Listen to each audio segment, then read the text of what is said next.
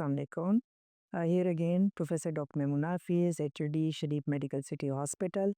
आज जो है वो बांझपन का तीसरा सेशन है। इसमें हम आपको सैम्पलिंग के बारे में बताते हैं और कब आपको डॉक्टर के पास जाना है। डिसाइड हमने कब डॉक्टर के पास जाना है वो हमने बता दिया था कि 1 साल आप हेल्दी लाइफ गुज़ारें फिज़िकली भी और सेक्सुअली भी, उसके बाद आपको लेबल किया जा सकता है कि आप इनफर्टाइल हैं कि नहीं हैं। अब इसमें एक चीज़ सिर्फ एबरेंट हो सकती है कि आपकी एज, अगर आपकी एज ज़्यादा है तो do go to doctor earlier. वो मेरी ये बात फिर नेगेट हो जाएगी because of course with age जो है 35 के बाद इनफर्टिलिटी जो है वो ज़्यादा होना शुरू हो जाती है। इसलिए अगर आप एज कपल हैं तो जल्दी चले जाएँ तो बेहतर है। सैम्पलिंग कैसे करनी है? पहले हमेशा रूल है मेडिसिन में कि नॉन इन्वेसिव टेस्ट। तो मेल का क्योंकि टोटली नॉन इन्वेसिव है, मोर और less it is non invasive, तो सबसे पहले हस्बैंड सीमेन एनालिसिस, उसका सिंपल सा हम आपको बताते हैं कि कैसे कलेक्ट करना है। एक तो ऑथेंटिकेटेड लैब में जाना चाहिए जहाँ पे इनफर्टिलिटी सर्विसेज हो, जैसे कि शहीद मेडिकल सिटी।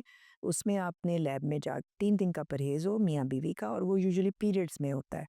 तो आप में लैब में जब जाएँ तो आपका परहेज़ हुआ और लैब में जाके आपको कंटेनर दिया जाता है, तो साथ एडवाइस होती है 3 दिन का परहेज़, लैब में जाके सैंपल, ये सेकंड पार्ट, घर से नहीं लेके जाना, और विदाउट एनी केमिकल आपने जो है मैस्टरबेशन से सैंपल प्रोड्यूस करना है और वो आपने लैब को दे देना है।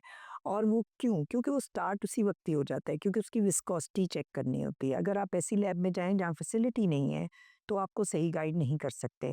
अगर आपका सैंपल बहुत थिक है, विस्कस है, तो it will lead to infertility, delayed sponge वो उसमें से निकलेंगे, तो उसकी वजह। और अगर आपका बिल्कुल लिक्विड है तो आपके जो जो रहम है उसमें ठहरेगा नहीं। तो दोनों सूरतों में विस्कोसिटी से ही स्टार्ट हो जाता है। फिर उसके बाद वो आपके एनालिसिस की रिपोर्ट आपको दे देते हैं और यूजुअली उसी दिन आपको मिल जाती है। अब उस रिपोर्ट पे डिपेंडेंट होता है कि मेल सही है या नहीं है। बाज़-औक़ात एक सैंपल ठीक ना आए तो उसको रिपीट भी कराया जा सकता है। रिमेंबर दिस कि आपको अगर इन्फेक्शन है, कोई बुखार है, तो उन दिनों ना कराएँ तो बेहतर है। अब सैंपल अगर गलत आया आपका, तो आपने हिस्ट्री तो पहले ली हुई है, तो आपने पेशेंट को अल्ट्रासाउंड के लिए भेज देना है। अल्ट्रासाउंड में क्या देखेंगे, उस स्क्रॉटम का अल्ट्रासाउंड होता है। यहाँ पे मेल जो है अल्ट्रासोनोलॉजिस्ट भी मौजूद हैं, वो आपको बता सकते हैं कि आपका टेस्टिकुलर साइज़ क्या है। साइज़ नॉर्मल होना ज़रूरी है, दैट मीन्स कि इट्स हेल्दी। जैसे एक हेल्दी बंदा है उसका एवरेज साइज़ होना चाहिए, उसी तरह टेस्टिस का एक एवरेज साइज़ होता है। उसके इर्द-गिर्द अब जो चीज़ें हैं वो बड़ी इम्पोर्टेंट है। जैसे मैंने पहले बताया था कि जो स्पर्म्स या जरसूमे जिसको कहते हैं, वो हीट सेंसिटिव बहुत ज़्यादा होते हैं। तो अगर उसके इर्द-गिर्द पानी आए, जिसको हाइड्रोसील कहते हैं, अगर ब्लड वेसल्स ज़्यादा हों, वो भी हीट प्रोड्यूस करेंगे, तो दोनों सूरतों में जो स्पर्म्स हैं वो ख़राब हो जाएँगे। इसी तरह जो अगर हर्निया है, तो उसमें भी जो स्पर्म्स हैं वो ख़राब हो जाएँगे। तो 3 मेन चीज़ें उसमें फाइंड आउट हो, 4 चीज़ें, volume of the testis, hydrocele, hernia and varicocele. ये हम लिख के भेजते हैं कि अगर इसमें से कुछ है तो वो लिख के भेज दें। अब जो हर्निया है, हाइड्रोसील है, वेरिकोसील, दे आर ट्रीटेबल। तो वो अगर पता चले तो we can send to the जो कंसर्न सर्जन है वो, ताकि उसको ठीक कर दें। 3 महीने में आपकी बड़ी अच्छी रिपोर्ट आ जाती है। एक चीज़ जो हिडन हो सकती है वो माइटस की वजह से जो जो जो डक्ट है वो ब्लॉक हो जाए, तो उसके लिए भी इन्वेसिव टेस्ट हैं वो कर सकते हैं। लेकिन वो स्पर्म एनालिसिस में फ्रक्टोज फिर एब्सेंट होगा ऐसे मरीज़ में, तो वो हम अंदाज़ा लगा लेते हैं स्पर्म्स एनालिसिस से कि क्या प्रॉब्लम हो सकती है। तो उसको उसी तरह एड्रेस किया जाए, यानी पेशेंट टेलर ट्रीटमेंट दी जाए। अब जहाँ तक मेल है, टेस्टिस छोटे हैं, फिर आगे एक बैटरी ऑफ टेस्ट शुरू हो जाती है कि हार्मोनल टेस्ट दे देते हैं। उसके बाद अगला स्टेप है कि बाज़ औक़ात उसकी बायोप्सी लेके देख सकते हैं। तो ये हो गया मेल। अब फीमेल का क्या करना है, हम यूजुअली डे 2 पे बुलाते हैं, या अगर पिछले साइकिल में आया हो तो डे 2 पे जो काम करने हैं वो हम लिख के दे देते हैं। अब डे 2 पे क्या काम करने हैं, एक तो एंट्रल फॉलिकुलर काउंट यानी अल्ट्रासाउंड होगा, ट्रांसवेजाइनल, हर जगह पे ट्रांसवेजाइनल अल्ट्रासाउंड मौजूद नहीं है, हमारे पास मौजूद है।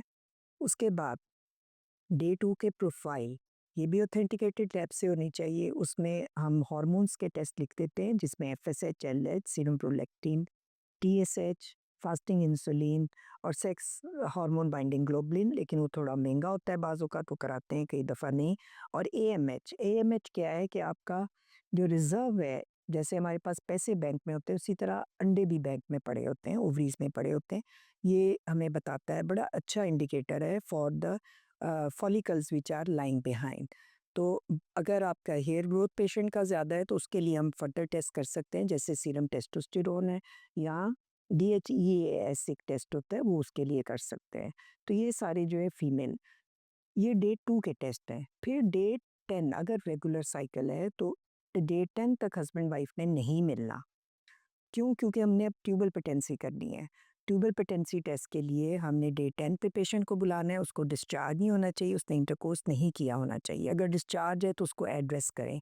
कई दफ़ा पेशेंट आपको नहीं बताते, तो आप बेहतर है कि जब आप टेस्ट करें, अगर डिस्चार्ज है तो अबैंडन द प्रोसीजर और कॉल हर अगेन।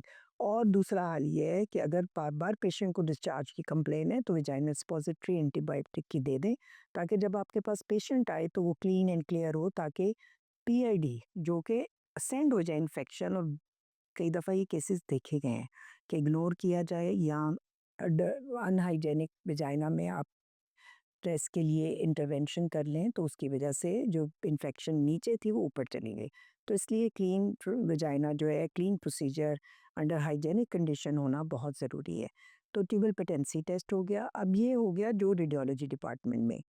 एक और पेशेंट है जो कि नहीं टॉलरेट कर सकती, या हम समझते हैं कि इनफर्टिलिटी लंबी हो गई है या ज़्यादा एज है पेशेंट की, या पॉलीसिस्टिक भी साथ है, या सेकेंडरी डिस्मेनोरिया एंडोमेट्रियोसिस की पेशेंट है, तो उन सब के लिए हम बेहतर होता है कि हम लेप्रोस्कोप करके देख लें। उसमें हमें इर्द गिर्द की चीज़ें भी सारी नज़र आ जाएंगी, ओवरीज का स्टेटस भी पता चल जाएगा, ट्यूब का स्टेटस भी पता चल जाएगा और एंडोमेट्रियोसिस का भी पता चल जाएगा, और हम उसको देयर एंड देन एड्रेस कर सकते हैं। कुछ पार्ट को एड्रेस कर सकते हैं, कुछ को नहीं कर सकते। इसी तरह हिस्टेरोस्कोपी, उसमें यूट्रस की जो लाइनिंग है उसका पता चल सकता है, ट्यूब्स नज़र आ सकती हैं, और कई जगह इंटरवेंशन अगर रिक्वायर्ड हो, जैसे कि ट्यूब्स हर केस नहीं खुलेगा, लेकिन ट्यूब्स को खोल सकते हैं और साथ में अगर लेप्रोस्कोप डाल लें, तो अगर जो चीज़ें उधर से एड्रेस हो सकते हैं उधर का हो जाएँ, और जो डाउन बिलो से एड्रेस हो सकते हैं उधर से कर सकते हैं।